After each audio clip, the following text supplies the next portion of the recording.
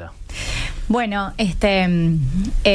yo tenía una ventaja, que mi sujeto de estudio eran feministas. Entonces eran plenamente conscientes que la historia nos olvida, ¿no? Nos borra, nos hace inaudibles, invisibles.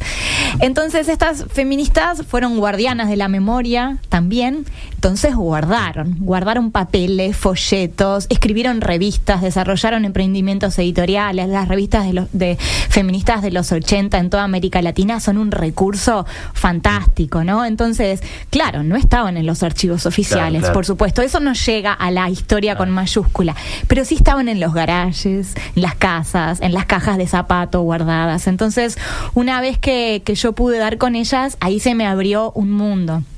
Y esto es re importante, que todas seamos conscientes, que no vamos a entrar de primera mano en los libros de historia, en los archivos oficiales, nos conduce a que guardemos. Entonces, guardamos el pañuelito, la remera, el cuaderno, el pegotín, sacamos fotos al graffiti, al stencil. Hoy en día el movimiento feminista es plenamente consciente que tiene que guardar, que tiene que gestionar su propio archivo.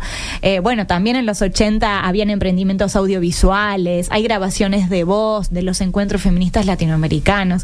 Hay una cantidad de material que lo guardaron ellas mismas. Entonces, yo corrí con esa ventaja. El archivo no era oficial, pero estaba en los garages. Y esto es un llamado también a que hoy guardemos. Yo soy una copiadora de cosas porque me parece que es, y bueno, y por eso ando con todo, porque me parece que es una forma de dejar en la historia, porque si no, rápidamente desaparecemos. Eso por un lado, lo que refiere a los archivos, es decir, a las fuentes con las que trabajamos. Después lo que dice Lourdes de las preguntas, ¿no? ¿Qué preguntas nos hacemos? Bueno, hay que cambiar las preguntas, porque si partimos de una concepción tradicional, androcéntrica, por ejemplo, de la política, siempre, ¿qué vamos a mirar? Las grandes manifestaciones, cómo se llena la plaza pública, quién accede a los cargos de jerarquía, quién toma el micrófono, quién da el discurso. Y eso es una concepción sexista de la política también, ¿no? ¿Qué es la política? La política es el espacio público. ¿Y qué pasa con el espacio privado, ¿no? Ahí no hay política. Y esto es una gran victoria, una gran conquista teórica de la teoría de género, ¿no? Esto es una de las grandes conquistas y batallas que se dio a nivel teórico y que nos permite hoy en día discutir los sentidos de la política y qué entendemos por política. Bueno, entonces, si nosotros decimos la política no es solo cuánta gente pones en la calle en 18 de julio, cuánto cargas, cuánto cortás y cuánto salís en la prensa, esas son las preguntas tradicionales, entonces empezás a mirar otras cosas. Entonces empezás a mirar la lucha feminista, las subversiones en otros lugares, también en el espacio privado, espacio doméstico, hay distintas maneras de denominarlo, pero bueno, eso también te lleva a que preguntes por otras cosas y para ver qué otras luchas había, que no son solo la de las grandes manifestaciones, porque esta es una mirada clásica. Yo puedo mirar la transición política en el Uruguay y ver cómo fue la marcha del Obelisco del 83 y luego cuántas mujeres se movilizaron en la primera marcha que fue en 1984, la gran marcha, las movilizaciones van de frente, pero después no por solo... 18 también. Por 18 de julio, 100.000 mujeres, una cosa impresionante. Pero no es solo eso.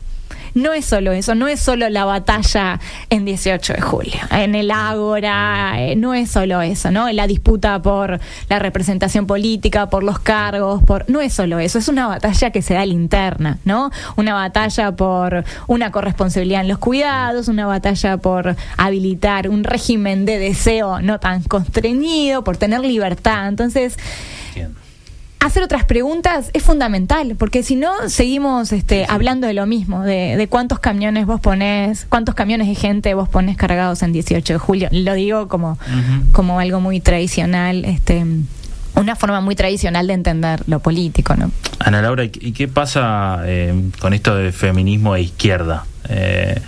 ¿Feminismo e izquierda están separados? ¿Hay feminismo de derecha?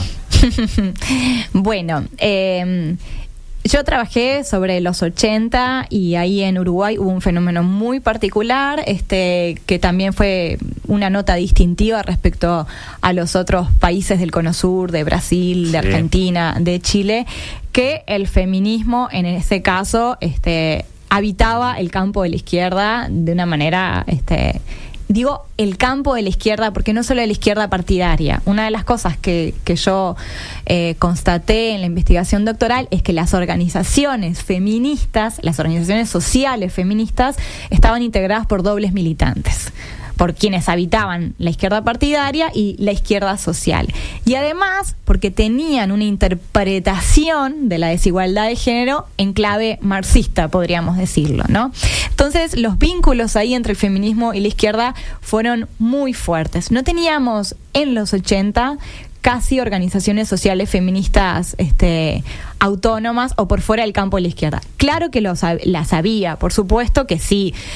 Comisiones de mujeres dentro del Partido Nacional, había una organización social feminista que no tenía vínculo con el campo de la izquierda, pero después las revistas, las grandes organizaciones, las grandes marchas, las grandes coordinaciones eran lideradas por mujeres que venían de la izquierda o que en ese momento habitaban la izquierda. Entonces, y ese fue un fenómeno particular de los 80 que no es el de hoy.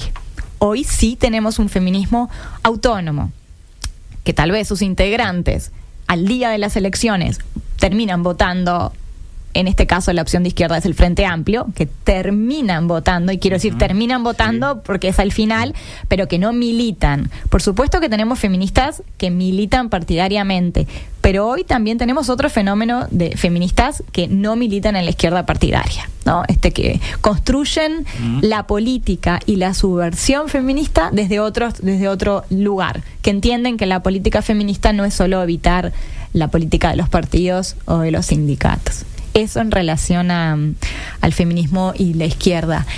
Y esta pregunta sobre si hay feminismo de derecha, yo creo que no, que es una contradicción de alguna manera, porque si entendemos la derecha como una apuesta a reconstitución del orden, del status quo, de un orden jerárquico, es como una contradicción, ¿no? Si la derecha es una apuesta conservadora, ¿no?, a mantener las desigualdades, el feminismo es una apuesta subversiva, a desarmar las desigualdades. Eso en términos como muy generales. Ahora sí creo que hay un feminismo, capaz que le podríamos llamar liberal, ya hace mucho tiempo que se le viene llamando liberal en el sentido de que reconoce que las mujeres tienen que tener los mismos derechos, ¿no? Que apuesta.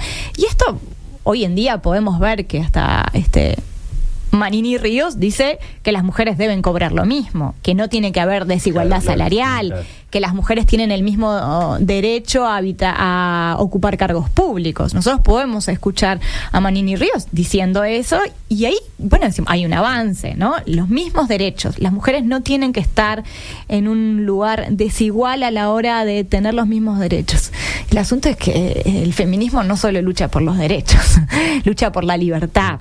Y la libertad total o salir del lugar subordinado que ocupamos las mujeres y las disidencias no es suficiente con derechos. No es suficiente con un paquete de derechos. Hay que desarmar todo un orden desigual, que es un orden desigual en términos de género, en términos de clase y en términos de raza. Entonces la apuesta es mucho mayor.